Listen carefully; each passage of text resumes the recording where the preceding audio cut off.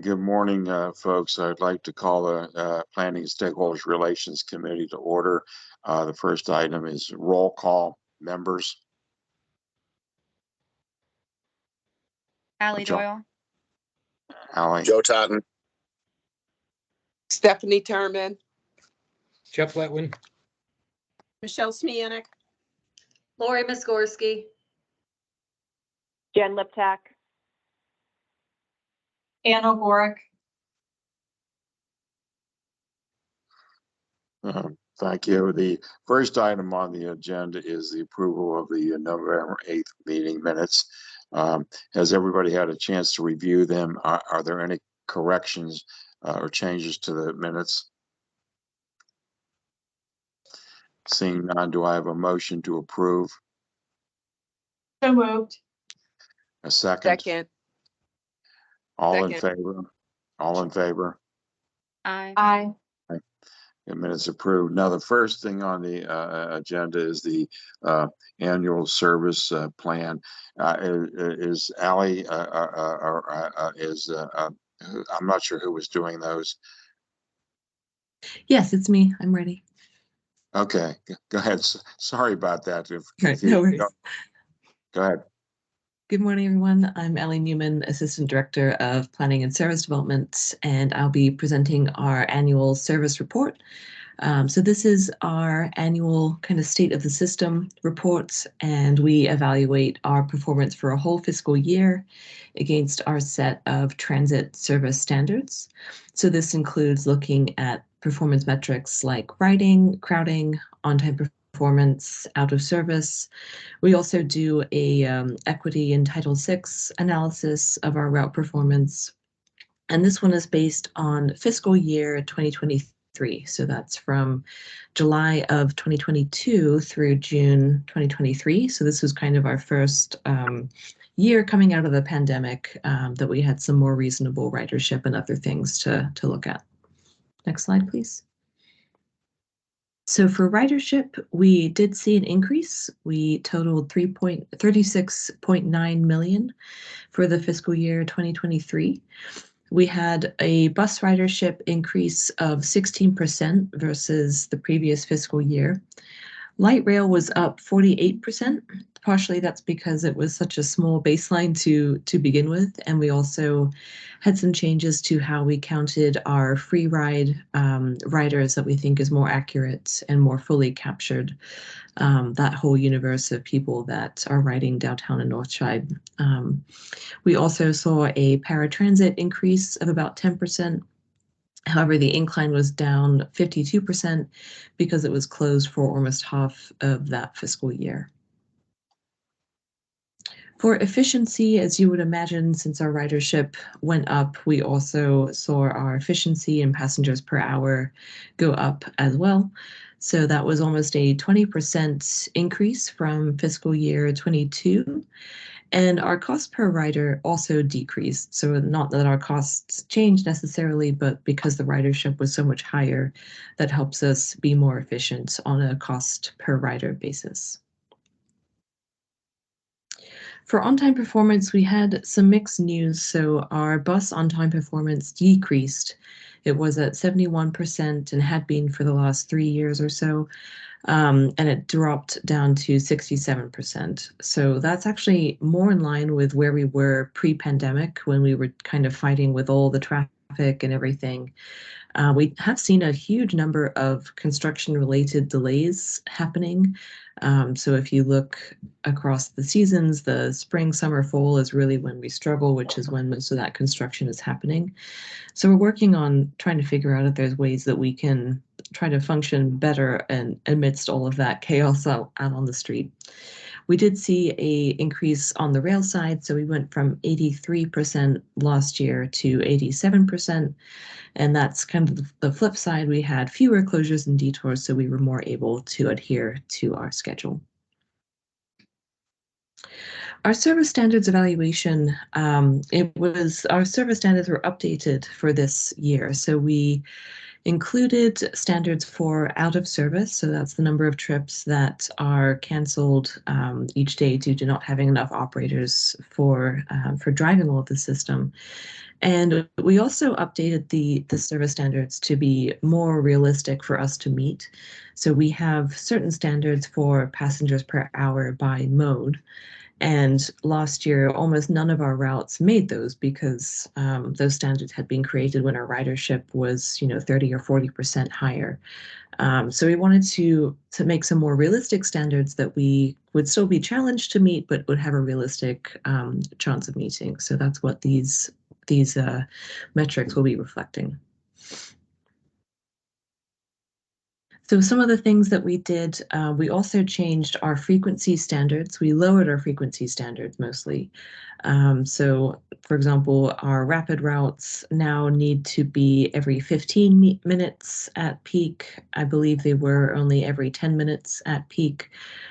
Despite doing this, we still found that many of our routes were below these minimum frequency standards. We've had to make some reductions to account for the operator shortage. So we currently have 25 routes that are not meeting these weekday standards, at least at some point of the day. Sometimes it's very minimal. It's just by 1 minute or 2 minutes.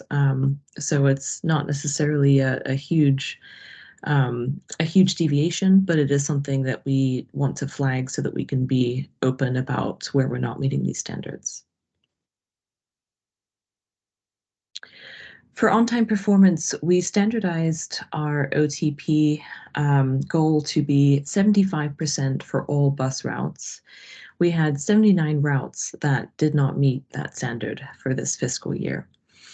In particular, we pulled out the routes that were more than 10% below that standard.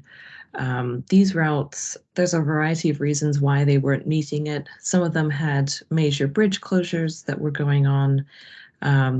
So for example, I believe the 58 and the 65 had a major closure of the Charles Anderson Bridge that really hampered them being on time. So some of these routes we already have gone in and adjusted, but we're going to be paying special attention to those routes for the next 6 to 12 months to make sure that we're at least bumping them up, trying to get them running on time so that people can still rely on those routes. For out of service, we set a system-wide goal that we will be we will be canceling no more than 1.5% of our service hours each day. So that's a new goal in our transit service standards. And you can see that we've improved a lot from last fiscal year. We've basically cut canceled trips in half from 3.2% down to 1.6%. So this is something that's improving, and hopefully as we keep tracking it, we'll see it drop even further and get towards zero. For passengers per hour, we had 39 routes in compliance with the new standards. I think if we looked at more recent ridership, we would be even closer to getting more of our routes in. So this is a big improvement from last year. So we had 46 routes that at least meet the new weekday standards. So this is good. This is showing that we're kind of adjusting the service to meet what the post-pandemic reality of the ridership demand is.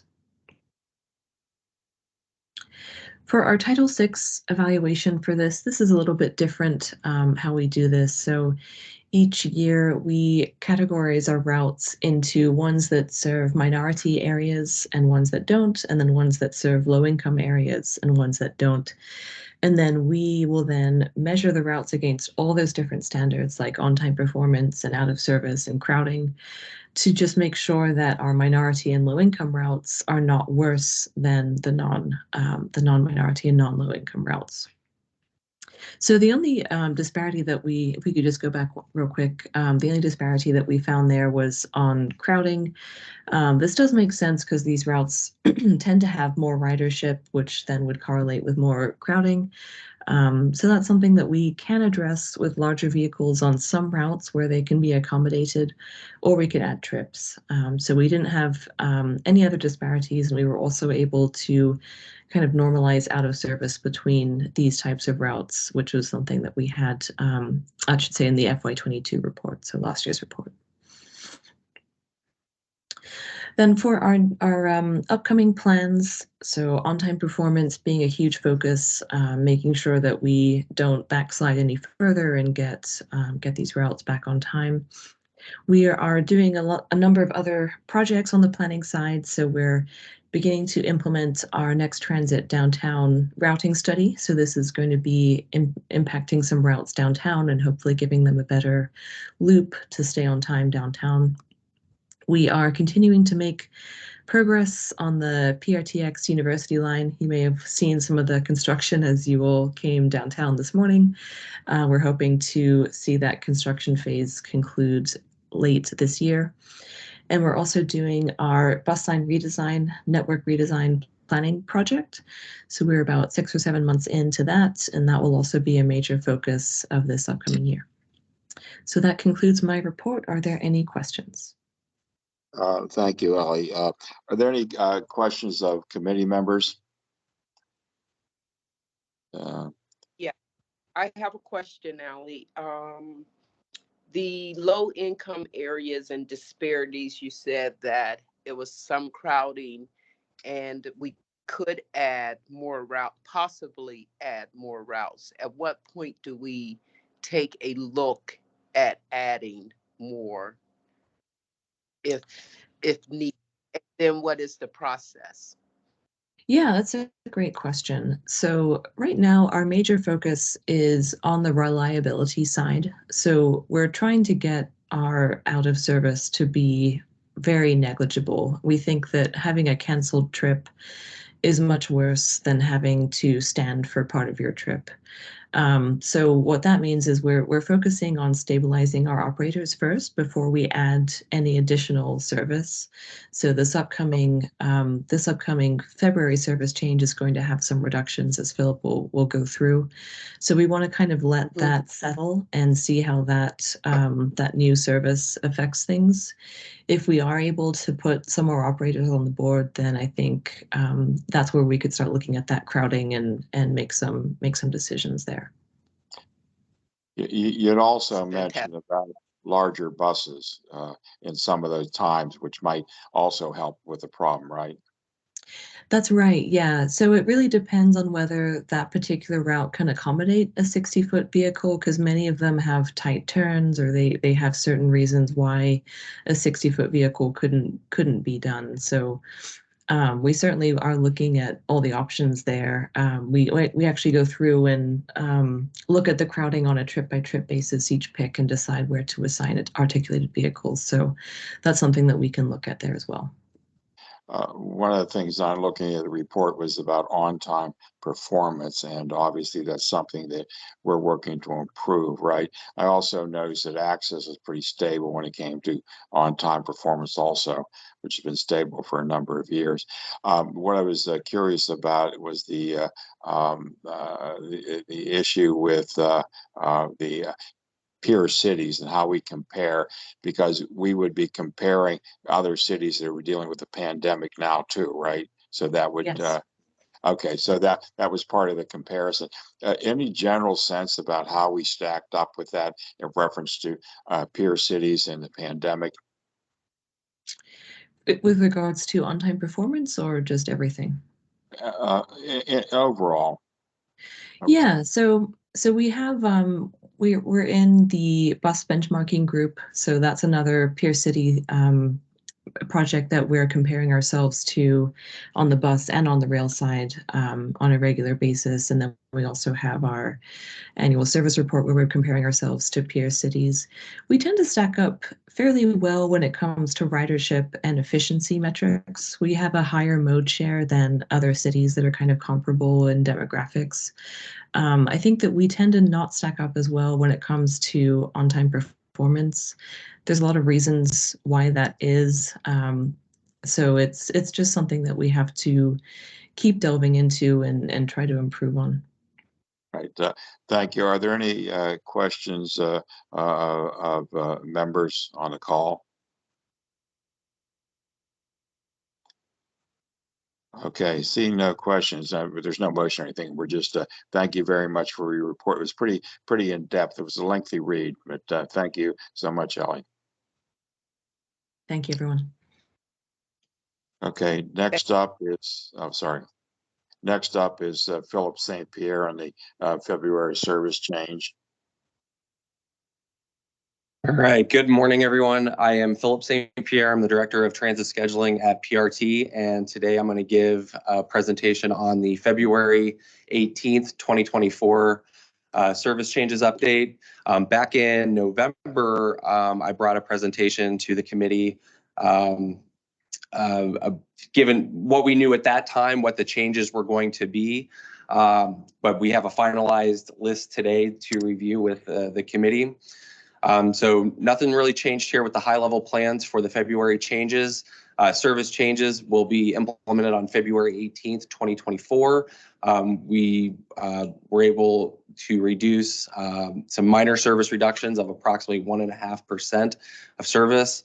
And this allows for additional operators to assist with covering when operators are out. So we're trying to increase the number of operators that are on our extra board to close that gap on our out of service. So we definitely want to get well below our goal of 1.5% out of service.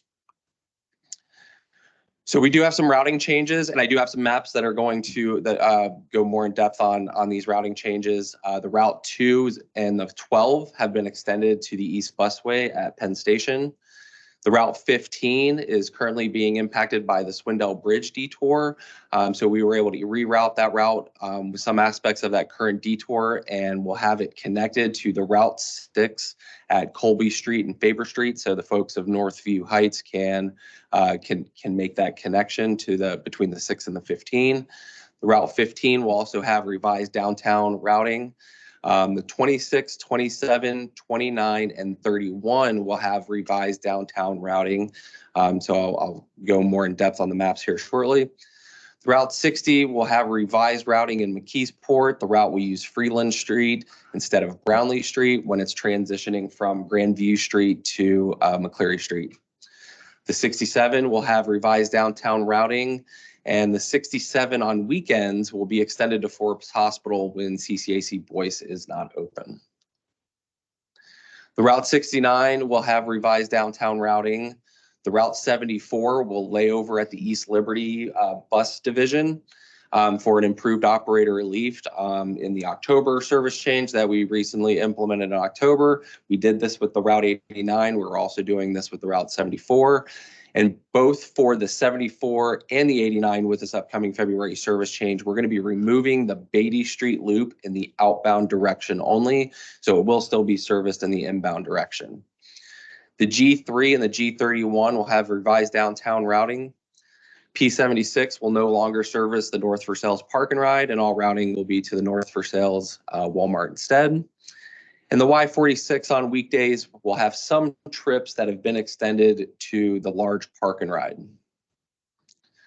So on the Route 2 here, this is one of the routes that had been extended to Penn Station. So it's going to utilize 7th Street to Liberty Avenue to get to Penn Station.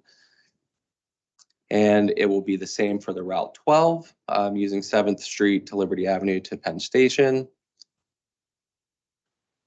The 6 and the 15, this is that connection at Colby Street and Faber Street that I talked about. That so when the Route 15 the Route 15 outbound will turn into a Route 6 inbound. So they'll be interline, what we call interline, and they'll be connected, and vice versa. On the 6 outbound will turn into a 15 outbound. So customers will be able to stay on that bus and continue between the 6 and the 15. Route 15 will also have updated downtown routing, and we'll use 7th Street to Liberty Avenue to get to Penn Station.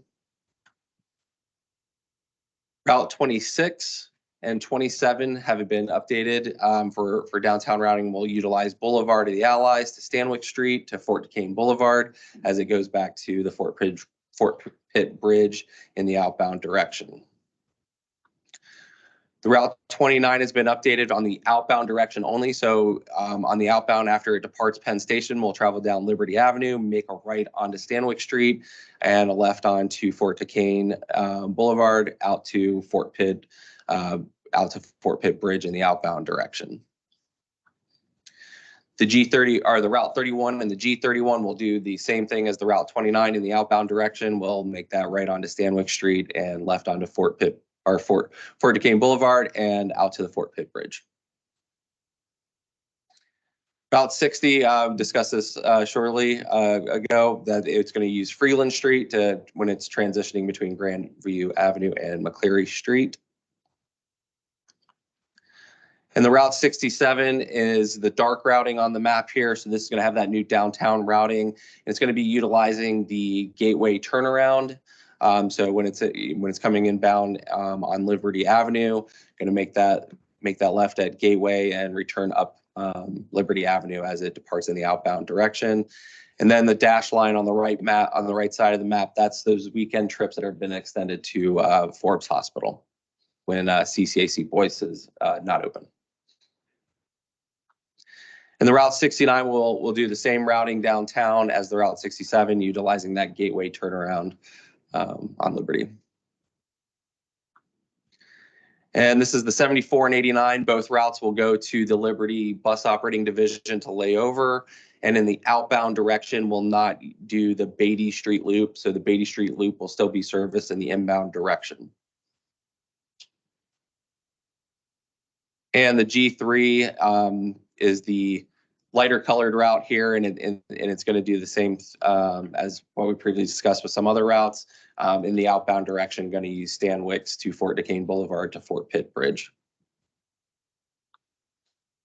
And the P76 will not service the North Versailles Park and Ride, as that park and ride will be discontinued, and will service the Walmart there at North Versailles.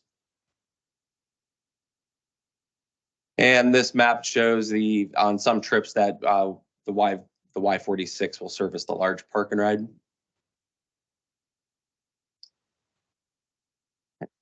So we do have some running time adjustments.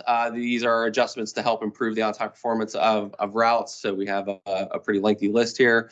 So for daily changes on the routes, the route 14, 54, 55, 64, 74, 81, 83, 86, 87, 88, 89, Y46 and Y49 will see daily changes to the running time adjustments for those routes. For weekday only changes is the route 8, 38, 51L, 52L, P7, P76, P78, Y1, and Y45.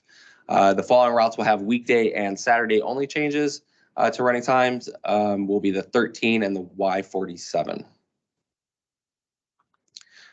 All right, so we do have some frequency changes, a pretty lengthy list here. For additions, we are adding some trips on the 71B. We're adding some additional early morning weekday outbound only trips to accommodate overcrowding that we've seen between downtown and Oakland for those Oakland bound commuters. The rest of the list here are frequency reductions. Majority of them are very minor and in really just by a few minutes in frequency adjustments. I didn't have everything listed out here, but I will be sharing this detailed list of all the charts and all the details for each of these routes after the meeting. I'll be able to share that with the committee and the rest of the boards. So on the route 31 for weekday, Saturday, and Sunday, we'll see frequency reductions. The 51L and the 53L and the 56 will see weekday reductions. The 59 will see reductions on Sunday. 64 weekday, Saturday, and Sunday. The 67 on weekdays, the 69 on weekdays, 81 and 83 on weekdays, the 83 on the weekends, the 86 every day of the week, 87 every day of the week, and the 88 every day of the week as well. The 93, G2, P10, P12, P16, P76, P78, Y45, Y47, Y49, and the red line will see weekday only frequency reductions. We do have some variant changes. This is changes to which and how many trips may operate on a specific variant of a given route. The route 28X, in a previous service change, we implemented one trip in the morning, one trip in the afternoon that would service the airport directly and not service Robinson. So we are going to take those trips. Those trips will remain in service, but we are just going to bring those back to service Robinson. So we will not have those airport direct trips. The 67 weekend trips have been extended to Forbes Hospital, and they'll not serve CCAC boys. The facility is not open. The P10, we are removing the RIDC East trips from the inbound and outbound. Customers that currently may use that trip today will be able to use the alternate service of the Route 91 instead. On the P16, the trips that service Harmer on the Universal branch will now be able to access Harmer via the Leechburg branch. And the Y47 and Y49, some trips have been shortened, so they do not serve CCAC South when the facility is not open. And on the Silver Line, we created a short variant that will run only between Washington Junction and the library stations on weekdays from about 5:22 p.m. to 12:09 a.m. Span of service changes, the Blue Line, because we did those silver shorts in the after the afternoon peak, the Blue Line, the midday service of the Blue Line has been removed from 9:29 a.m. to 2:20 p.m. and the route will operate later in the evening until 1:53 a.m. P16, the first AM trip has been removed. P67, first AM inbound and final evening outbound trips have been removed. And the Y1, some trips have been shifted and the span of service slightly reduced. We have some trip time adjustments for a variety of reasons. The 28X on Saturday, the trips have been shifted for increased layover time and blocking efficiencies. The 55 and the 59 for each day of the week, trips have been shifted to better align these routes together so that they make a connection at the West Mifflin Walmart. The 65 on weekdays, trips have been shifted in the afternoon to better align with the Alderdice dismissal time. The Route 69 on Saturday, trips have been shifted for increased layover time. The 71, 77, and 81 have some trips that have been shifted for blocking efficiencies. The 82 on weekdays have been trips have been shifted for increased layover time. The 93 trips have been increased for layover time and blocking efficiency. The 012 on weekdays, trips have been shifted for blocking efficiency. The P12, P16, and P67 have been trips have been shifted for trip spacing. And the P71 has been shifted for blocking efficiencies. Now that concludes my presentation this morning, and we are approximately about 30 days out from the service change on February 18th. These service changes will be posted on our website, and all our timetables will be available for our customers at the conclusion of this meeting. And I can answer any questions that you may have at this time. Thank you, Philip. Can you, in our last meeting, we talked about the 71 A, C, and D. Any significant changes to that based on, them now just going to Oakland? Any changes in that service that you can talk about? And then one question, how does this tie into the 82 and 86? You did mention about the 71B having additional routing on this, additional times on the 71B, but can you address those? Okay, so for your first question was regarding the 71 series. I don't believe we've seen any differences from what our initial evaluation was at the time. So we're still going to add those 71B trips to address that crowding, and then we'll continue to evaluate if we still see that crowding or not, and make any future adjustments for the June service changes. And then what was your second question? I think it was the 82, 86. Yeah, right. Because you mentioned about the 82, but I wasn't sure. There's no additional trips on the 82, right? It's pretty much what it's been, or was that increased? The 82 was not increased for the February service change. The 86 did see some frequency reductions on weekday, Saturday, and Sunday. Okay, just one last thing. 77. Can you address any changes to that? Because that wasn't increased either, right? That's we still have the same number of trips on the 77, right? Correct. We still have the same number of trips on the 77, but some trips were shifted to better align our blocks.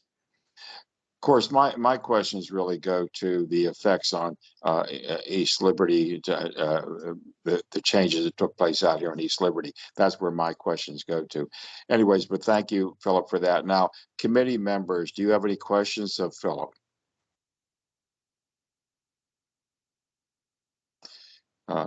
Other members, go ahead. Philip, I just have a comment. First of all, I I think we've always had a very robust and impressive engagement. Can you hear me? Yes. Robust engagement process. There's been a lot of changes, and change is hard. Do we have a system in place that if our riders start to complain, not in place, but are we equipped to handle, because there is going to be a lot of changes, a flow of calls, or what is our strategy around handling overflow of people calling in, and for those who don't have internet service, to find out how some of these changes will affect them, because I know you said that you can go on the website. Yeah, so I'm going to turn it over to Jim Ritchie, our Chief Communications Officer, to discuss that. Sure. Thank you. There's that's a great way to say it, Stephanie. There is a lot of change, and we certainly in customer service have ways to help people. They're trained as we go through the changes to help explain and get resources out to them. And through our website, we try to make sure that we have that in advance so that when people are pointed there, they're getting the information they need. Beyond that, through these kinds of changes and throughout the year, we're going to have some, say construction work and other things that are going to impact our service. We're definitely investing in the planning and the time, the resources we need to make sure people know what's coming and what's going to change well in advance of that, so that they have time to make decisions in their lives as to, they're going to have to do something different. Or they're going to maybe have to take some time to call customer service and ask a few questions about how, their daily commute, how they use our service is changing and what options they might have. So we try really hard to work across all of our divisions to anticipate what that might be and what those questions could be. And then from that, try to think of the resources that could be helpful. Is it a map? Is it a timetable? And how can we more directly reach out to people? Just because people get information differently these days. It's not, it's not just getting it on the 5 o'clock news anymore. Everyone's on a different social media channel. Some people use websites, some people don't, et cetera. So I'm kind of just running through the list of things that we think of and try to think of to, maybe demonstrate that we try to put a lot of thought into that and figure out the best ways that we can possibly get to people before they call us, and then be ready for when they call us or contact us online. And Jim, go ahead. Sorry. Go ahead. Fantastic, Jim. Always done well communicating and getting information out and staying engaged with our riders. So that's great to hear. Thanks. I did have a question that will follow up on that, Stephanie. Jim, the bus redesign, that process, can you just mention how that process is going to work, how it's laid out now? I think I'm going to have to duck and hand that off to Amy Silverman. She's handling the engagement as she's working through that process now. Our group's involved. I have somebody assigned to that who's sitting in on almost every meeting and understanding it, because at some point my group will need to get involved. But for now, let me ask Amy to answer that for you, please. Sure. Good morning, everyone. Good morning, John. So to answer the bus line redesign, which is our network study question specifically for communications, we are focused on both online and in-person engagement for each phase of engagement that we work through there. So our first phase of engagement was this past fall into early winter. We did about 30 pop-up events throughout that in person. We are considering for our next phase, which will be late winter, early spring, doing in-person regular meetings, which we really haven't done for project-specific projects in quite some time. So thinking about pop-up events and regular in-person meetings and an online meeting too. So we will continue thinking through how best to engage there, but both online and offline options. Thank you, Amy. What I want to make sure is the board is fully engaged on that, that they're, you might have to repeat it a couple of times for certain board members, me included, I guess. But anyways, thank you very much for that update. Absolutely. Philip, are you, now the question, are there any additional questions for Philip from members? JT, it's Michelle. I just have one quick question. We do a very lengthy process of informing everyone of changes, et cetera, and I'm really grateful. Commend you for that. My question is that when we are releasing information to the public, do the little chart that you had up there that said specific reasons on why we were making these changes, like the one for Alderdice High School, that time of that bus was changed to coordinate with dismissal time at Alderdice High School. Do we pass out or do we give that much information out to the public? We list all of our changes on our website, and we put it in a narrative of what those specific changes are and some reasons why they're changed. So mainly on our website, yes, it has that information on why those specific changes are being made. Okay, because I think that's a one where we're showing responsibility and being responsive to a need or a service in a community versus just deciding, we're moving this because we feel it's a good thing. You know what I mean? It's being responsive to a need. And I think that's just a very good thing to share out there. So thanks. Yep, absolutely agree with that. It's an interesting comment because one of the things I thought about when you were talking, Michelle, was how do we inform the students at Alderdice that of that? In other words, do we do any of that specific stuff, outreach to folks that are directly affected by the service change that we know of, like the school you mentioned, Alderdice?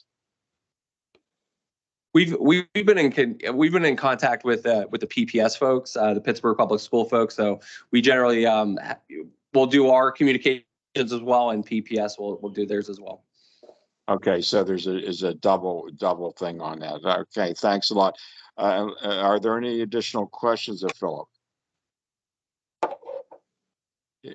If not, thank you, Philip, and keep us up to date on this stuff, please. Thank you. Thank you very much. Was that invitation for questions extended to stakeholders? Oh, or was that just for the board? No, go ahead. There was, are there, that was on me. I had forgotten. Are there any stakeholder questions? I mean, I'm not sure. I can't see people in the room, so I'm not sure. Are there stakeholders there? Yeah, this is Daniel Blonsky from Pittsburgh for Public Transit. And I think a question that I have is around the February changes. You said in total, it's a 1.5% reduction in total service. Yes, yes. And so then I guess, you know, as folks read that list, obviously we're looking at dozens of routes losing frequency and span, and it just doesn't seem possible that would be that there could be, like, are the changes really that insignificant to dozens of routes that in aggregate it only equals very small amount? Like, I guess I'm just that is correct. So yes, the list of changes is very extensive. We touched a lot of routes with this service change, but we've made very minor changes to multiple routes. So to equate to equal 1.5% at the end of the day of service reduction. So in general, a lot of the changes in most circumstances, maybe only a few trips have been reduced out of the entirety of the schedule. So each little bit adds up to about 1.5% service reduction in total at the end. And Catherine Kellerman would like to comment on that. Well, and good morning, Dan. Thank you for the question. That's actually an excellent point. What we see when we go back through the recaps daily of which trips have been dropped out, what we'll see is a schedule might be able to hold it together, but we're sort of pushing it at the seams. So taking off that trip is the breathing room where a passenger then will come back, not a passenger, an operator then will like, well, I can pick up one more trip. I can't pick up 3 or 4 on the day that I have. We also, I think, we've been speaking more with our dispatchers. So what, and you are probably familiar with this, but other folks listening for the committee meeting may not be. Our dispatchers end up with, if we can't fill a full day off the extra board or somebody picking up the entire schedule, they sort of unzip the individual trips and then they bundle that back into service. And we've been talking to our dispatchers to say, where do these trips need to come in and go out? So for instance, Saturdays at East Liberty prior to October, nothing was pulling back into the garage between 2 and 6 on a Saturday. And that's kind of inside baseball. But what that would mean would be if something would open up between 2 and 6, we didn't have an operator who was already there and available. So by making a shift in the schedule that might be dropping a trip out in the aggregate over the weekend, now something comes back in so a dispatcher can hook it. So it's an awful lot of trim here and there. The intent is to be able to fill those schedules. Again, we'd rather have obviously we want everything to show up. We also it's essentially a flag in the sand that we're saying this and no farther. So we want to make sure we're getting everything covered for February. I know our HR team and our training folks have a big class coming in. And so the focus is here is not continuing to do nips and tucks reductions, but leaving these schedules out there so we can adjust runtime and we can really focus on having work that doesn't scare people off when we hire them in. So that is a long meandering response to say, yes, what Philip said.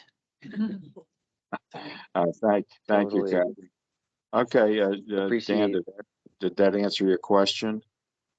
it did. Appreciate the responses. I guess then a follow-up is like, we've seen reductions for, I mean, I think every service change for a long number of years at this point. Like, is the agency tracking in a way that the public can see, like what that sort of that trend downward in service availability is? Thank you again, Dan. We have it pulled together. We had not, I think what it sounds like we could do would be pull it together for a snapshot presentation to this committee next month, and then we could post that online so that data is available, but format in such a way that it makes sense to folks. But that is a good point. I mean, every report that we run internally is made with taxpayer dollars. There's no reason that stuff can't be shared. But yeah, let us look at ways that we can get that out a little more easily. I think that's people have a right to know what's going on with their service. Yeah.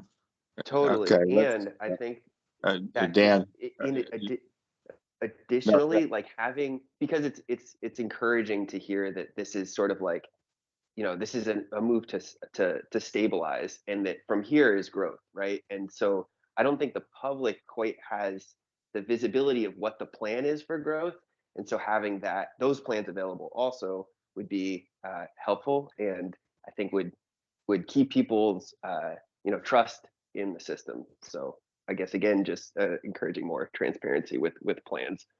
No, that's excellent. Thank you. I appreciate the questions, Dan, and I agree with you about transparency. Anyway, so that concludes the Planning and Stakeholders Relations Committee meeting. Do I have a motion to adjourn? So moved. I have one question. I signed up. I thought I was going to be able to speak to the committee. I'm a business owner on Mount Washington. Wait, hold on a second. Is this a Planning and Stakeholders Relations question? Or is it, you said you signed up. You don't know, you signed up for the board meeting, or I'm not sure. Hey, John, this is Sandy Garfinkel. You're right. This is not an opportunity for public comment during these committee meetings, but if this gentleman is signed up for next week's board meetings, when we do entertain public comment, that would be perfectly appropriate. But for now, we need to close out your meeting if you're prepared to do that. Wait a second, Sandy, it's Jeff. I thought we were allowing comments on the Planning and Stakeholder Relations Committee's meeting. That's why we just allowed Daniel Blancy's comments. So Right, if this man wants to speak, it's not appropriate to include him. I agree. So, so moving forward, go ahead and ask your question, sir. You're on mute. Go ahead. You're muted.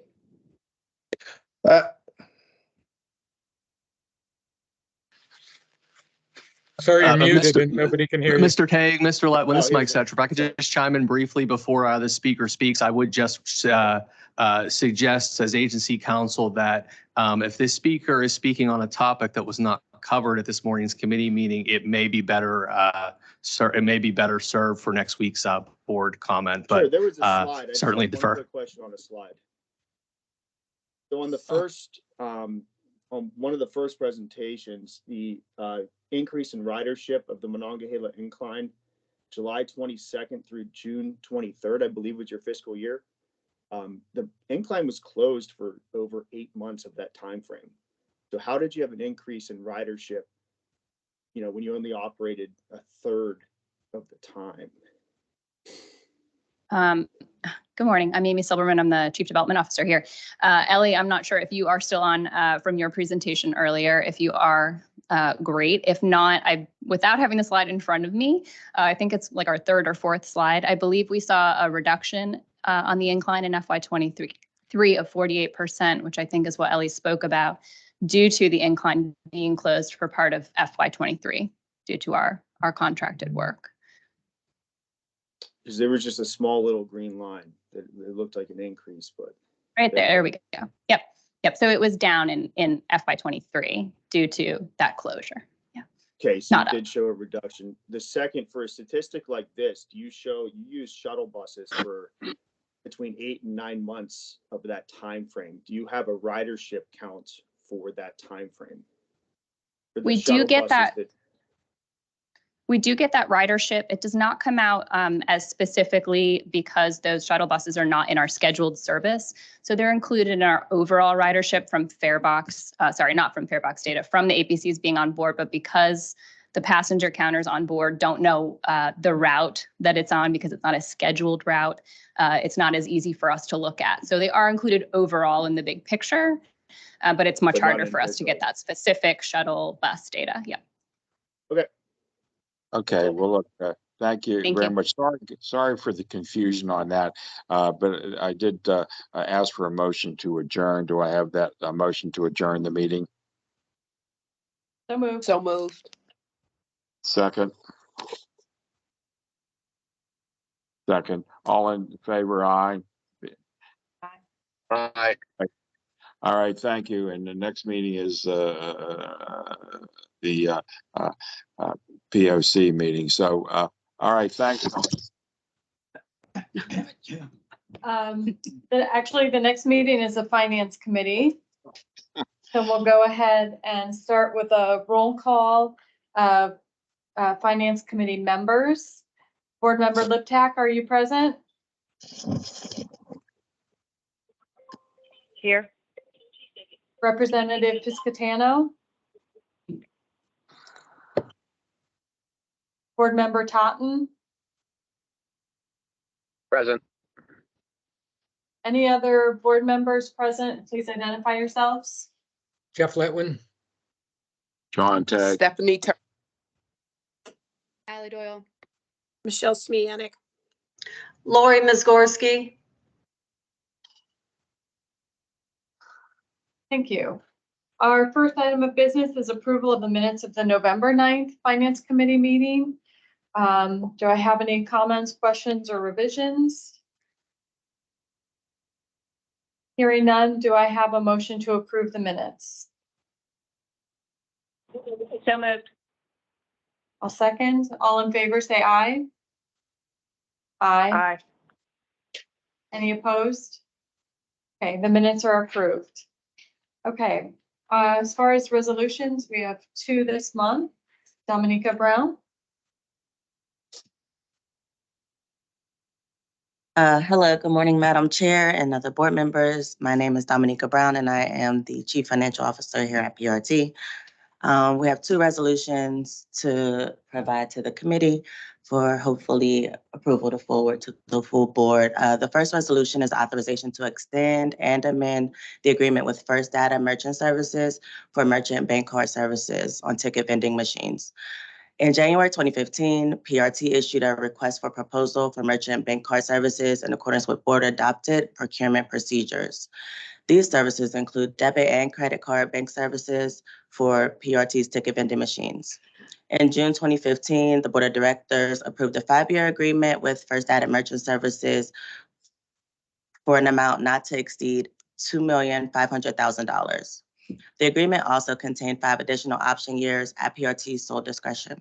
In January 2022, the board approved the first option year and increased the total not to exceed amount to $3,162,438.84. In January 2023, the board approved the second option with an amount not to exceed $3,824,877.68. To date, the services that we have received from First Data Merchant Services, LLC, have been satisfactory. It has been determined that it is in PRT's best interest to exercise the third option year. We would like to extend the agreement to January 30th, 2025, and increase the total not to exceed amount by $662,438.84, with the total amount being $4,487,316.52. Do I have any questions from the committee or other board members? Do I have a motion to move this forward to the board for next week for their consideration? So moved. Do I have a second? Second. All in favor, say aye. Aye. Aye. Any opposed? Okay, motion carries. Thank you. Thank you. We have one more resolution today, the authorization to apply for and enter into agreements for the calendar year 2024 operating and capital grant funds. Yes, so the second resolution refers to our operating agreements and capital grant funds. On an annual basis, PRT applies for and enters into grants at a federal, state, and local level. Examples of these fundings are 5303 Metropolitan Planning Funding, Section 5307 Urban Area Funding, Section 5337 State of Good Repair Funding, Section 5339 Bus and Bus Facilities Funding. PennDOT 1513 and 1514 Operating and Capital Funding, and Allegheny County and Regional Asset District Funding as discretionary grants. In many instances, the grants have tight deadlines for submission. This resolution will authorize designated PRT management to submit grant applications for funds that become available in 2024 and then enter into related grant agreements. This resolution also requires the Finance Division staff to regularly report to the board regarding grants that have been applied for and entered. Do I have any questions about the proposed resolution? Do I have a motion to forward this to the board next week for their consideration? So moved. A second. All in favor, say aye. Aye. Aye. Any opposed? Okay, motion carries. Thank you. Thank you. And our other agenda item for today is a review of the November and December 2023 financial statements. So to continue with previous months, we're still showing the passenger revenue trends. Is still trending upward as it has previously. For November 2024, total revenues, $300,000 over budgeted amount. Interest income and access income has been higher. Fares are about $100,000 lower than budgeted. For expenses in November 2024, November 2023, fiscal year 2024, we have $3.8 million under budgeted amounts. And the main reason for that are vacancies. So that is causing us to have lower wages and benefit costs than what were initially budgeted. We're pretty much on the nose with the subsidies that we drew down in November. Revenues for December 2024, pretty much consistent with November, we're about $400,000 over the budgeted amount. Fares, access, and interest income are higher than budgeted. Expenses in December of 2023 for fiscal year 2024 are about $6.8 million lower than budgeted, with again, vacancies being the cost for that, with lower wages and benefits costs. December is the same as November, with our subsidies being on the nose with budgeted amounts. Our December fiscal year to date, we're seeing about $400,000 increase in revenues above what was budgeted. Although fares, access, and other revenues are lower than budgeted, interest income is almost double than what we've budgeted, which allows us to end the month or at that point of the fiscal year have higher than budgeted revenues. And expenses, we have $25,400,000 less expenses than what was budgeted, again, due to wages and benefits. Also, purchase services are lower than expected. And then in all other, insurance has been the main driver for lower insurance costs than what was budgeted.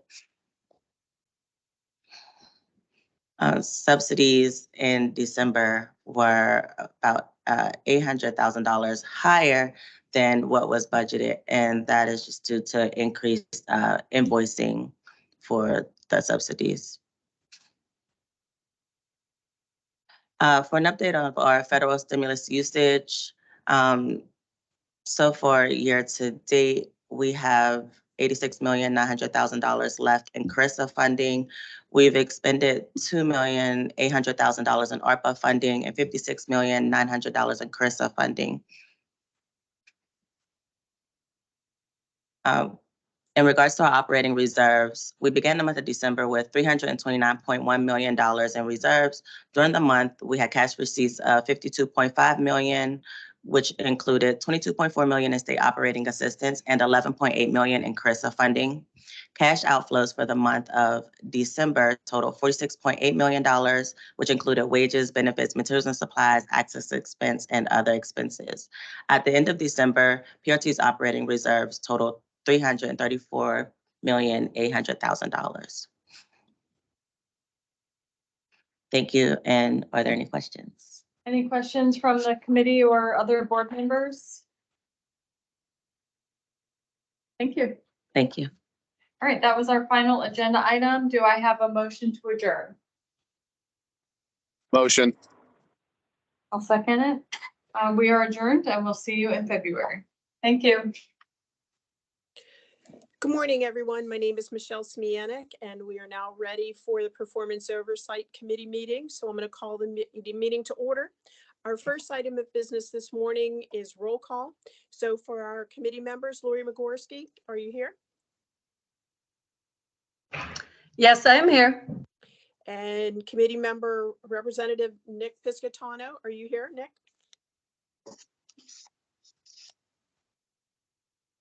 Okay. Any other board members, please announce yourselves for the record. Jeff Letwin.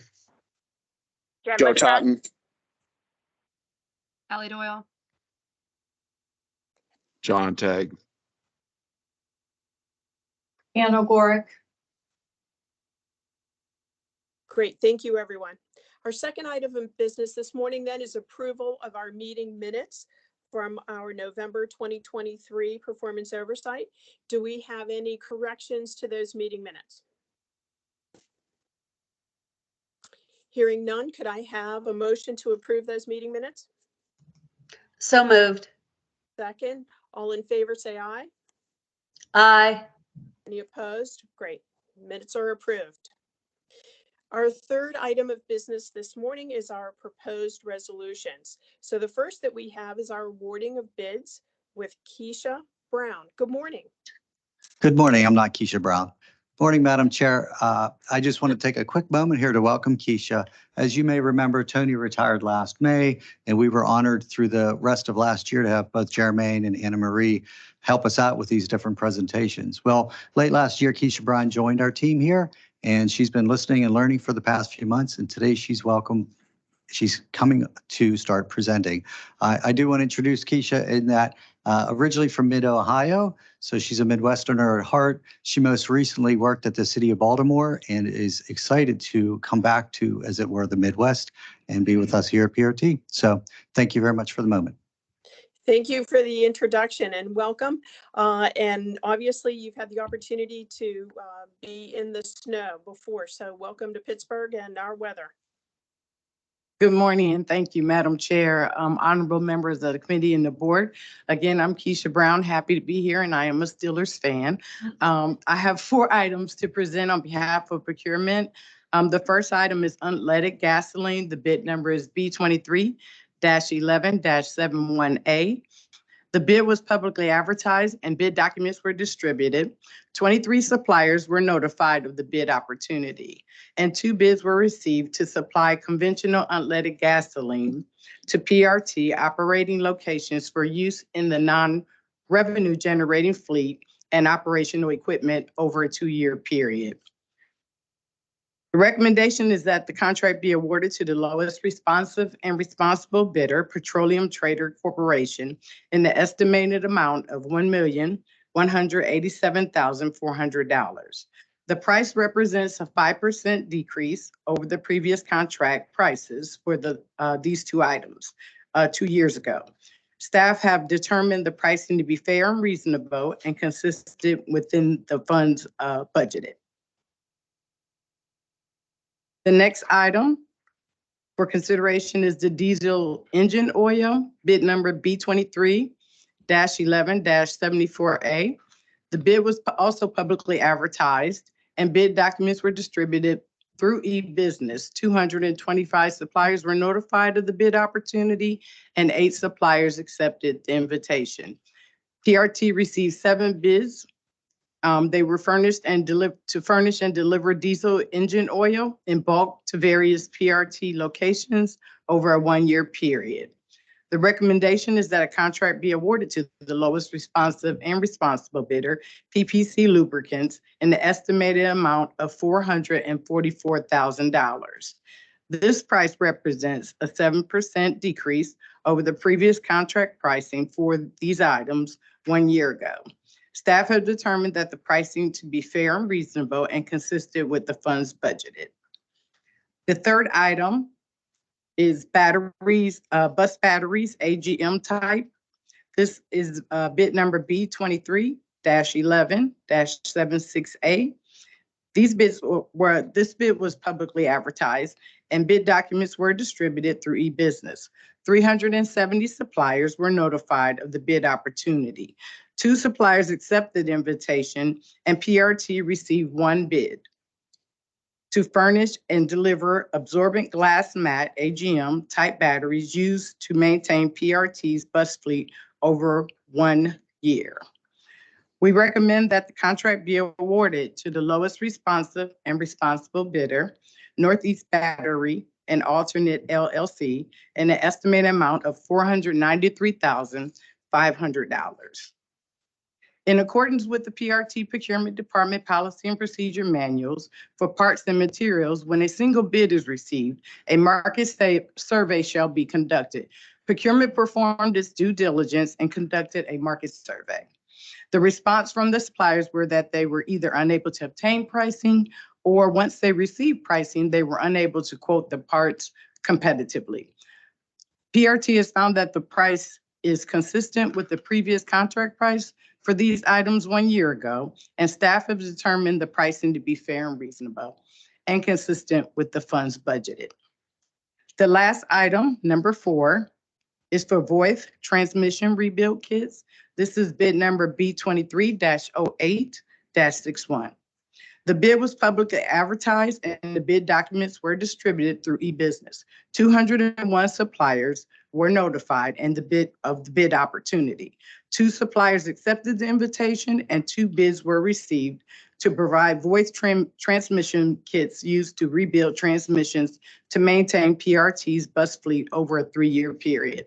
The recommendation is to award the contract to the lowest responsive and responsible bidder, Cummins Inc. The estimated amount is $6,113,400. There is no previous contract for the purchase of these kits. Items have been historically purchased individually. PRT procurement found it to be more cost-effective to bundle these items and purchase them together as a kit. Each kit contains all of the parts needed to rebuild one transmission.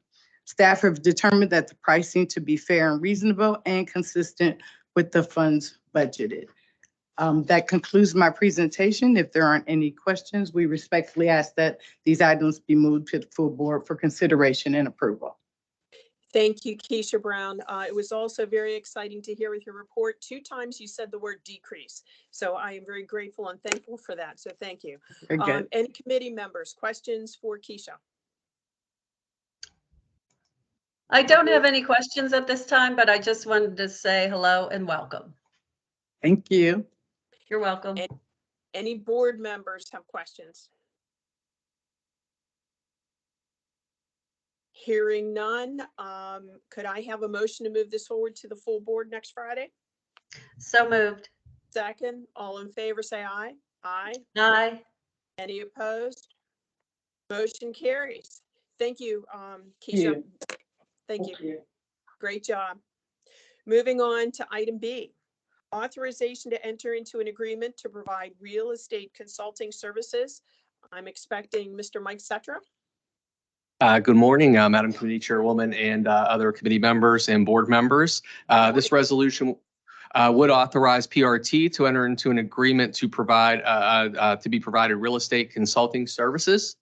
The services provided under this agreement would include recurring property management and support services, and park and ride and real estate asset management services, along with as needed appraisal, review appraisal services for property acquisitions or property sales, and related assistance with other programs such as our capital project support where we have real estate needs, and with our transit-oriented communities initiatives. In September 2023, consistent with our board adopted policies, PRT issued RFP number 23-15, seeking a qualified firm to provide these services to PRT. We received 2 proposals by the deadline on October 18th, 2023. Following receipt of the proposals, an evaluation committee comprised of representatives from PRT's legal, HR, planning, and finance divisions convened to evaluate the proposals. Based upon the committee's evaluation, the proposal submitted by Century Engineering was determined to be the highest rated. There are detailed summaries of the proposal evaluations contained in your resolution summaries in your packets this morning. But briefly, Century Engineering was found to have a proven track record providing quality and cost-effective real estate consulting services to PRT, including right-of-way acquisition, very successful right-of-way acquisition work on PRT's BRT and University Line project.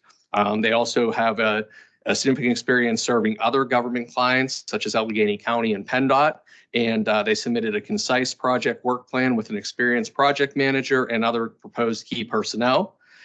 Century Engineering also proposed a 20% diverse business participation with DB subcontractors identified to perform meaningful work, including real estate database management and surveying work when needed, again, for right-of-way either acquisitions or sales, or in some cases, easements, licenses as well.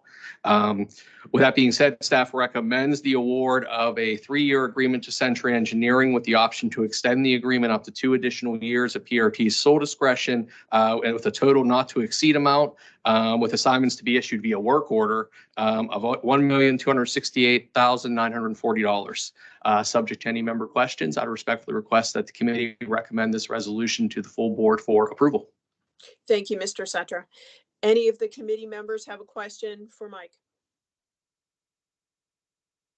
Hearing none. Any board members have a question for Mike? Hearing no questions, can I have a motion to move this forward to the full board meeting? So moved. Second, all in favor, say aye. Aye. Aye. Any opposed? Motion carries. Thank you very much. Thank you, Mike. Thank you. Moving on to item C, authorization to amend agreements to provide architectural design services with Mr. Greg O'Hare. Good morning.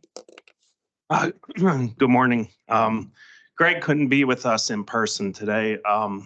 So I'm Eric Bilski. I'm going to present on his behalf. So thank you. Eric. So this resolution seeks authorization to amend agreements R21-05 to provide architectural design services. These agreements were approved by the board in September of 2021 with Whitman Reckwart and Associates, Michael Baker International, and CDM Smith Incorporated. The term was for 4 years with one option year. The current not to exceed value for those agreements is $8 million for the pool of the agreements. In order to continue to provide services under these agreements, the resolution would increase the current not to exceed value by $2.5 million, which would bring the total not to exceed amount to $10.5 million for the pool of the agreements. This would provide support for completing the design of the ongoing projects. It would also provide architectural support during construction of these projects. And as an illustration, one of the projects that's shown on the screen is a track equipment maintenance building that is shown there that's currently in design. And these funds would obviously provide projects like this to advance forward to help us with fulfilling the critical state of good repair needs that we have here at the agency. So with that, pending any further questions, I respectfully request this resolution be moved to the full board for consideration. Very good. Thank you, Eric. Do I have questions from our committee members? Questions from other board members for Eric? Hearing no questions, do I have a motion to move this forward to the full board meeting for consideration? So moved. Second. All in favor, say aye. Aye. Aye. Aye. Any opposed? Motion carries. Thank you very much, Eric Bilski. Thank you. Thank you. That brings us to the end of our agenda and the conclusion of our meeting. I would ask for a motion for us to adjourn. So moved. Second, meeting adjourned. Thank you, everyone.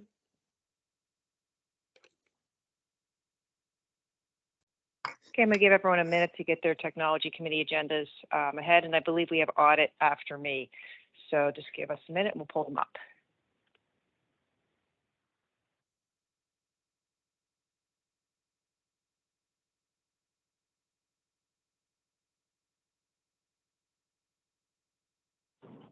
Okay, thank you. I'd like to call the committee meeting of technology to order. I'll start with a roll call. Committee member Ms. Gorski. Present. Mr. Totten. Present. Okay, and I as chair here. Will all other PRT board members please identify themselves at this time? Jeff Litwin. Allie Doyle. John Tagg. Michelle Smianik.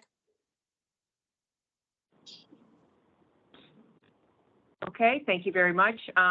First item of business is the approval of the minutes from November 9th of 2023. May I have a motion to approve? So moved. Motion.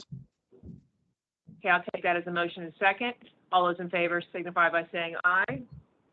Aye. Aye. Opposed? Motion carries. We welcome here to our committee, Keisha Brown. Thank you very much for the introduction last time at the last committee meeting prior. We look forward to having you at our technology committee meeting. We have some items for procurement, awarding of bids. Would you please proceed? Yes, and thank you. I want to preference it that we have 3 items. The first 2 items are different, but appear to have the same name of the cooperative contract that we are respectfully asking to piggyback. One is for hardware and the second one will be for software. The first one that we have is Nutex Cluster Hardware, a CoStar state schedule.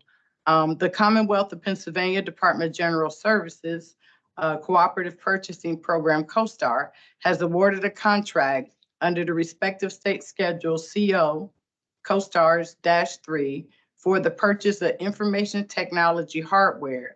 This contract is effective through January 25, 2025. And PRT wish to piggyback and make purchases under the terms and conditions of that contract.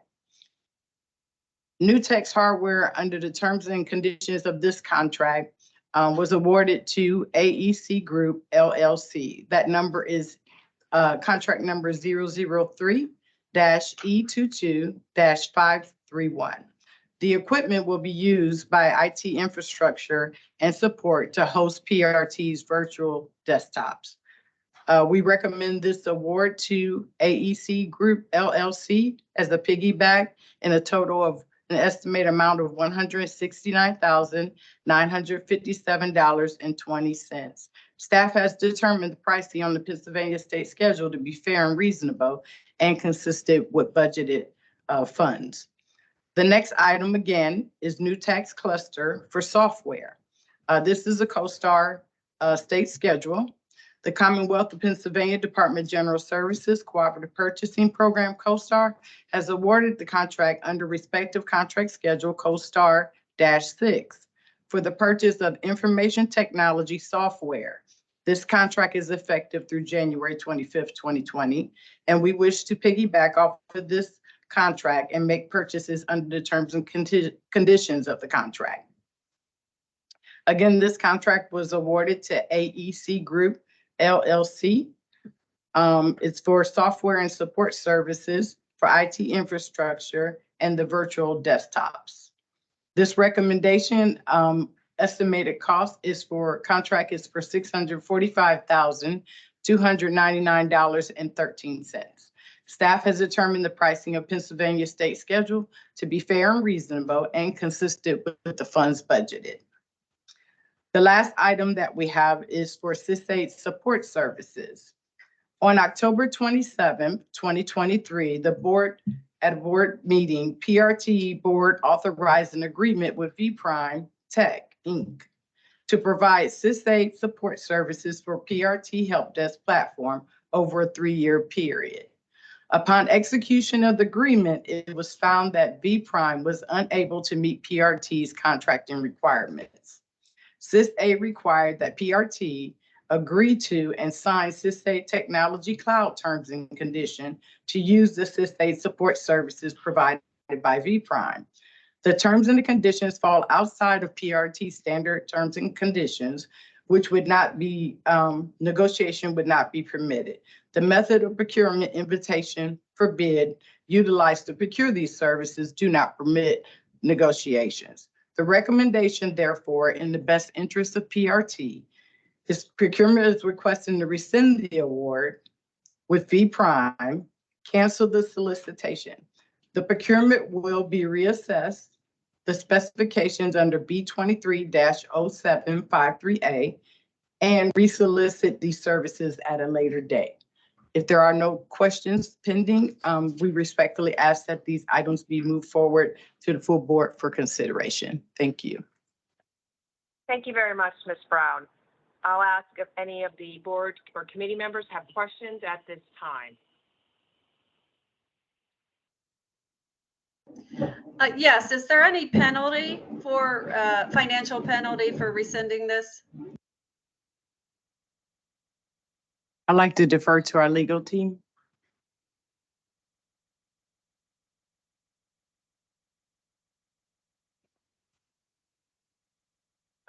We had not expended any funds on the agreement yet. NTP had not been issued. We had no financial loss, but we will consider this firm for potential. They may receive a temporary suspension from bidding on future contracts for some period of time, but we haven't made that determination yet, but that is under consideration. Thank you. Thank you, Ms. Miskorsky. Any other questions from committee or board members?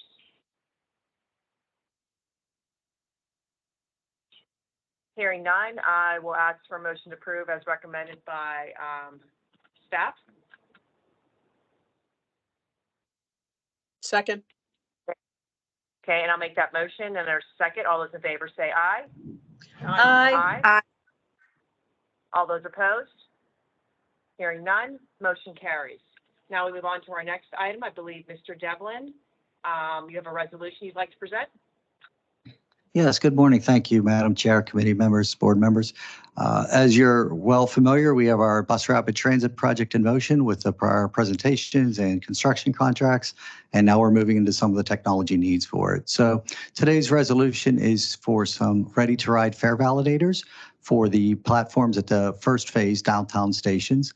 And also we have some new buses coming online this year. We have 69 new buses coming in. So we need to buy validators for those. And then going forward, we'll be able to cycle validators from old buses to the new buses.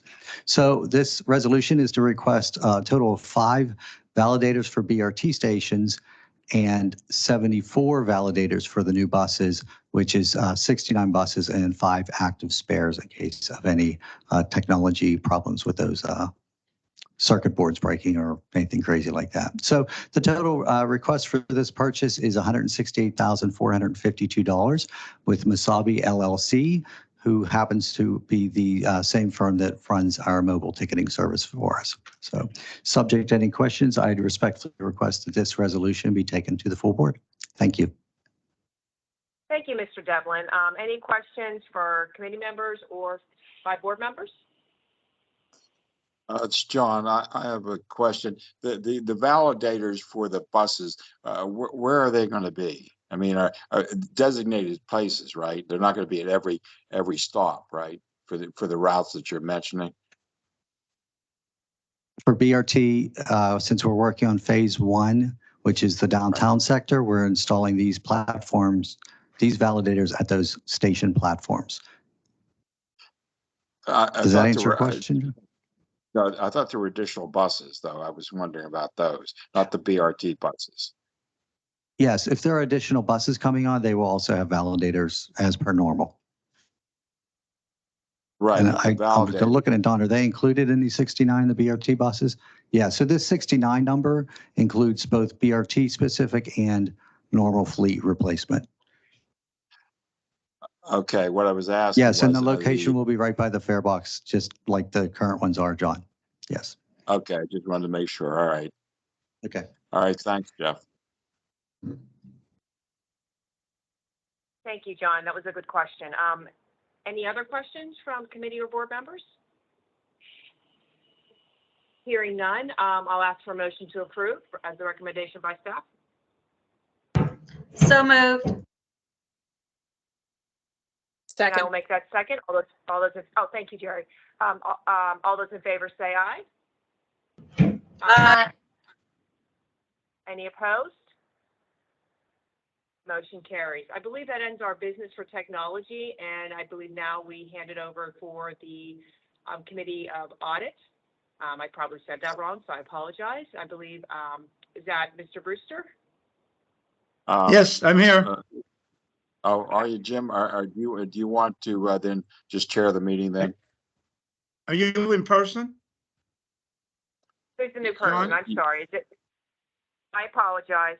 I don't know who the chair is. I should have looked on the agenda. This is Jeff. Jim, we didn't know you were attending, so if you can take it over since you're here, that'd be great. Okay. Thank you. So I just want to adjourn my meeting and then move on to the next. So thank you, everyone. Okay. Well, thank you all. I suppose we should take roll. John, are you there in person? No, I'm virtual. Okay. But part of the roll call, John Tagg. Okay, Peter, are you here? Are you there? I'm trying to determine who's in person. I'll be introducing the auditors. Okay, so it's just Mr. Teague and myself from the board. And Michelle Smith. Ally Oh, Doyle. Michelle, okay. So we have Yeah, Jen Michelle, we Buckhouse. have, well, for the record, why don't we all say who's on the call, since I can't, I just ran out of one meeting, so I'm just getting on the computer here. So we have Mr. Teague and Michelle, myself. Peter, are you there? Okay, who else Senator is there Brewster, from the administration? Senator Brewster, this is Mike Cetra. Our Chief Financial Officer, Dominica Brown, is going to introduce the audit team that are presenting the audit once we complete the roll call of any other board members that are still on for this committee meeting. Okay, Jeff Mike, Litwin. you're there in person. Do we have any other board meeting members on the meeting? Yeah, Jeff Litwin. Okay, Jeff, our chairman. Lori Jeff Litwin. Miskorsky. Lori. Hi, Joe Lori. Totten. Joe Todd. Ally Doyle. And I It don't sounds know if like we Jen have Buckhouse- 6. Sounds like we have 6. Is that what you see, Mike? Yes, we have yourself, Mr. Tague, Mr. Letwin, Ms. Majanik, Ms. Miskorsky, Mr. Totten, Ms. Doyle, and I believe I heard Ms. Liptak trying to chime in there. Correct. I'm Okay, on. well, why don't we? Okay, well, let's proceed then and have our Chief Financial Officer introduce the auditors, and they can take over their discussion. Senator Brewster, hold on. We have to approve the minutes from the Okay. January 19th meeting. So. All right, are you making that?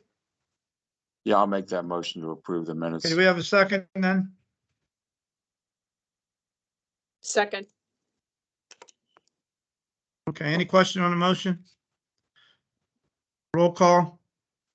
Aye. Mike, can you do that? Are you John. still there? Any opposed? Okay, motion carries. Okay, now we can have our auditors introduced. Thank you, Senator John. Brewster, I'm going to turn it over to Dominica, our Chief Financial Officer, Dominica Brown, to introduce the auditors. Then we'll move to the report, and then Dominica will present the resolution after that. Okay, thank you, Michael. Good morning again. I would like to welcome 2 representatives from Marduso, Dustin Starr, who's a principal, and Jeff Kent, who is a partner, and they're both on the engagement for the audit here at PRT.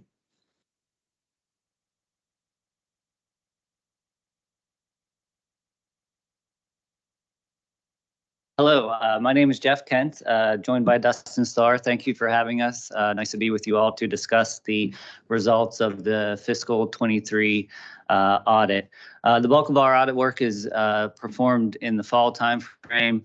At this point, the reports are in draft form, but we're in a good position to move forward with finalization after the board meeting. So I know that the detailed documents were provided, but for the purposes of this discussion, we've prepared a brief handout that we'll use to kind of guide the main points. But certainly if there's any questions you have from reading the draft reports or as we go, certainly don't hesitate to let us know. And with that, I'm going to hand it over to Dustin to go through the handout. Thanks, Jeff.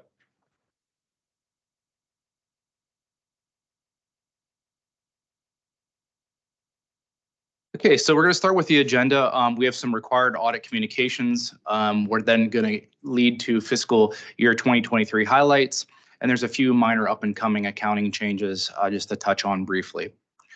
So reports issued, we issue the PRT financial statements in single audit. The single audit is required due to the amount of federal funding that's received by PRT. We issue a communication of those charged with governance letter. I'll cover in some detail next. A management letter, supplemental schedules required by PennDOT, National Transit Database agreed upon procedures, and then for each separately issued pension plan, financial statements for those 3 plans are also completed. So our auditor's responsibility under our communication of those charged with governance letter, the responsibility as the auditor is to perform procedures to obtain audit evidence. The books and records, the estimates themselves are the responsibility of management. We do consider PRT's internal control when reporting in order to determine what our audit procedures are. However, we don't provide an opinion on internal control itself. We perform tests of compliance with certain laws and regulations. Again, the purpose of our audit opinion is financially driven. If we come across non-compliance or weaknesses in internal controls, we report those back. However, is not the sole objective of our audit. Additionally, due to the amount of federal funding received, we perform the audit under uniform guidance, which includes examining and on a test basis PRT's compliance with requirements that are considered to be direct and material to the federal program. Report back any weaknesses in internal controls over those federal awards, as well as any non-compliance related items. We also issue required supplemental information and supplemental information that's included within the financial statements themselves. This is all considered to be supplement to the basic financial statements. Our opinion isn't driven to the amounts found within these particular schedules. However, in relation to the audited financial statement, all that information is factual. Significant estimates found within the financial statements include the net pension liability for the 3 pension plans of approximately $438 million. This is net of any pension assets that are held within the plan. The OPEB liability, OPEB means other post-employment benefits, specifically health insurance that's provided to retirees. There is no separate trust to pay these liabilities, so the $458 million would be all if all liabilities were to be paid as of the balance sheet date of 6/30/23. That's the current liability. And claims and settlements, the liability of $9 million. Both the net pension liability and the OPEB liability are developed from actuarial determinations in order to provide an estimate for what those liabilities are as of the balance sheet date. Audit results, all records and information are requested by us. We're freely available for our inspection.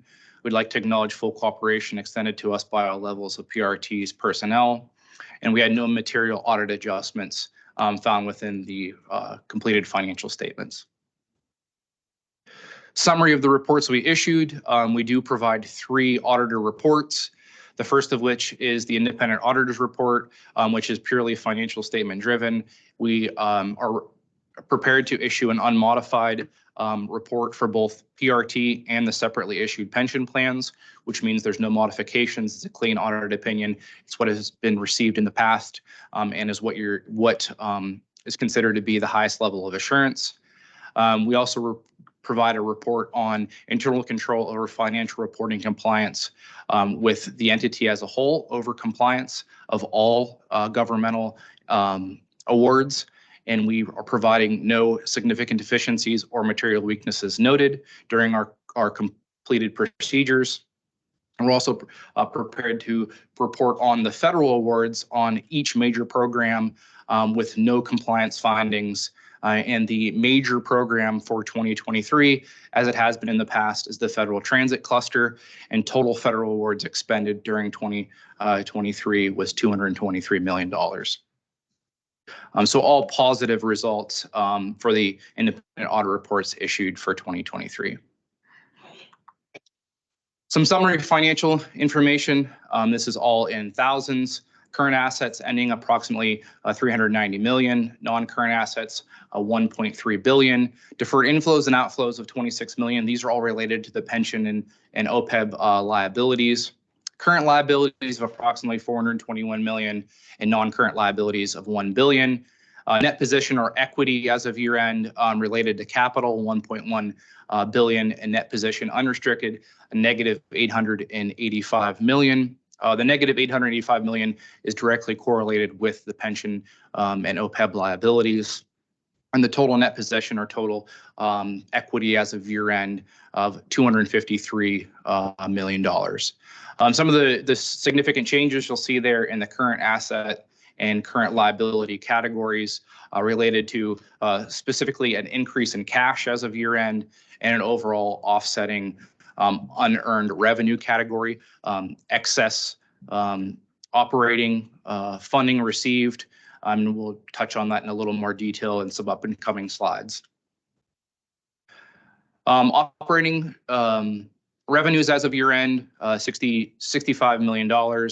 Salaries related, $358 million. Pension and OPEB are non-cash, so this is the fluctuation between the liabilities as of year end that are actuarially determined. There was an increase of pension of approximately $20 million.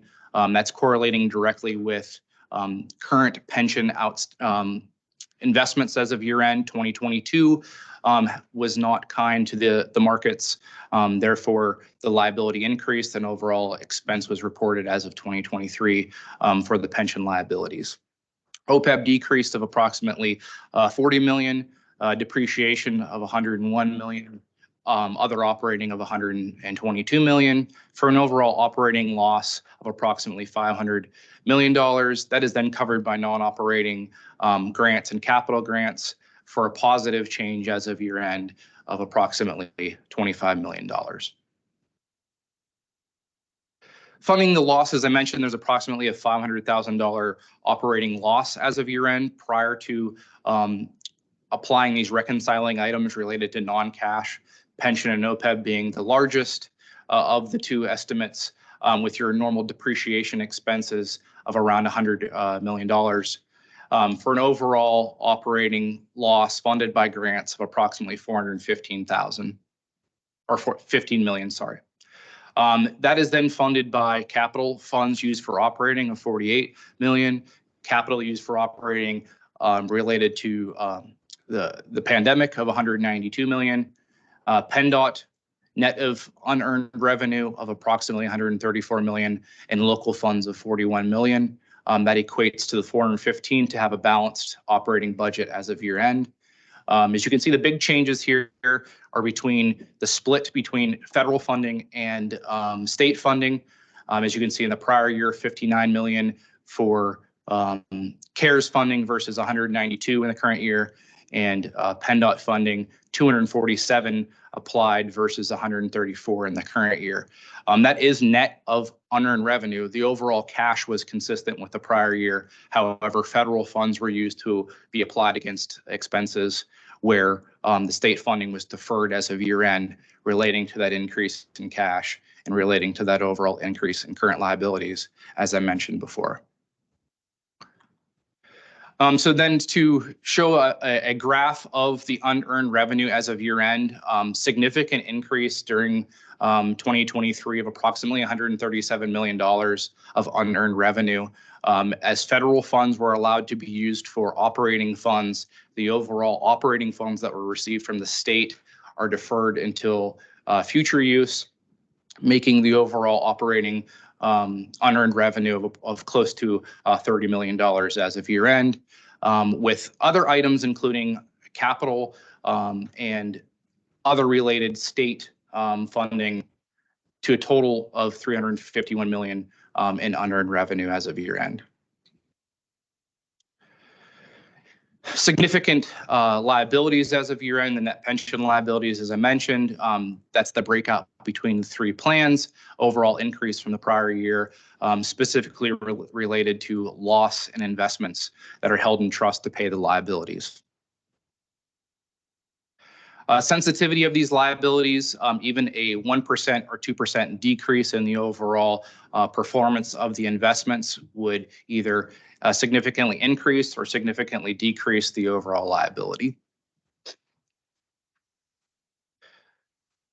Furthermore, the plan net position as a percentage of the liability, a significant decrease from 2021 of approximately 20% across the board, or specifically in ATU. As the investment values decreased due to market losses, the overall liability increased and the overall percentage dropped. As the markets return, as they have currently, most likely that percentage here next year will continue to go back up to that around 80%, if they continue to stay strong as they currently are as of recent date. OPEB liabilities, so the other post-employment benefits, the overall liability there split between the three individual plans. And if an increase or decrease in the overall cost of the insurance, that would have a significant either increase or decrease in the liability. Lastly, up and coming changes, no significant accounting changes to be on the horizon or significant changes need to be implemented for PRT's books and records. So for 2024, no significant implementation or need to have any significant changes to the books and records. These two standards are very minor and just have some additional guidance, but no significant changes found for 2024 going forward. Okay, that's all that I have. Any questions? I have no questions. It's John Tagg. Anybody else? Okay, I just one note for the record. The board members we signed a disclosure that we are unaware of any negative things. Have they all been received? Michael, you may know the answer to that if you're there. Or if anyone can answer it on Mayor Duzel. Just for the record that they've been received. Yes, we have those disclosures, and assuming board acceptance of the report, that'll all be processed with the final report that's issued. At this point, the report is, stamped draft, subject to being reviewed by the committee and the full board. Okay, thank you, Michael. You're welcome. Okay, who's next? All righty, so to finish up, we'll just read the resolution for the audit report. Representatives from Maduso have presented the results of the fiscal year 2023 audit report to the Financial Audit Committee and concluded that PRT's fiscal year 2023 financial statements fairly present PRT's financial position as of June 30, 2022 and June 30, 2023, respectively. PRT has adequate controls in place to ensure accurate financial reporting and compliance with relevant laws, regulations, contracts, and grants agreements. This resolution authorizes PRT to accept the fiscal year 2023 audit report and further authorizes the chair of PRT's board and chair of the Financial Audit Committee to formally sign and accept the report on behalf of PRT. If there are no questions.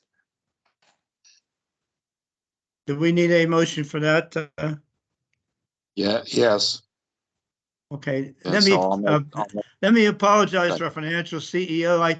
My paperwork was catching up to me. We were running between buildings, so I didn't have my agenda, but I apologize. But I want to thank you for your input and your leadership on the audit as well.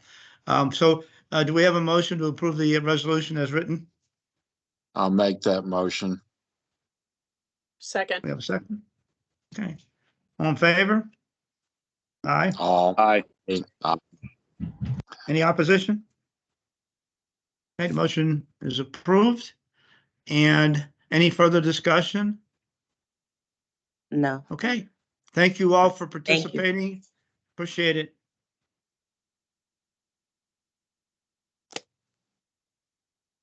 And Senator, we had no other agenda